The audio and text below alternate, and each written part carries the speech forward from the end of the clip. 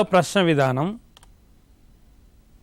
పత్రిక నడపడం కష్టంగా మారడానికి కారణం. ఇది డైరెక్ట్ ప్రశ్న. ఇప్పుడు అందులో మీరు పేరా చదవండి, పత్రిక ప్రారంభమైంది కానీ నడవడం చాలా కష్టమైంది, ఆన్సర్ అదే పెడతారు. కానీ ఆర్థిక వనరులు మానవ వనరులు తక్కువగా ఉన్న అధైర్యపడకుండా ముందుకే అడుగు వేశాడు అనే అంశం అర్థమైతే పత్రిక ఎందుకు నడవడం కష్టంగా మారింది అని పిల్లలకు అర్థమవుతుంది. అక్కడ ఒక్క వాక్యం ఒక్క పదం రాసినా కూడా సమాధానం కరెక్ట్ అవుతుంది. ఇది ప్రశ్న డైరెక్ట్గా అడిగే విధానం.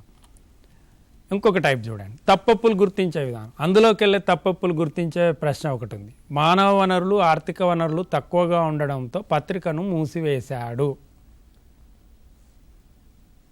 ఇది తప్ప రైటా అంటే దీన్ని తప్పు రైట్ గుర్తించడమే.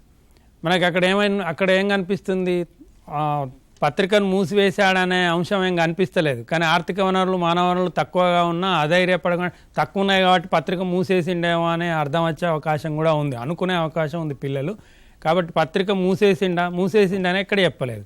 ఇది సమాధానము తప్పు కింద గుర్తించాల్సి ఉంటుంది. అంటే తప్పొప్పులు గుర్తించడంలో కూడా విద్యార్థి చాలా జాగరూకతతో పారాగ్రాఫ్ను అర్థం చేసుకోవాల్సినటువంటి అవసరం ఉంది.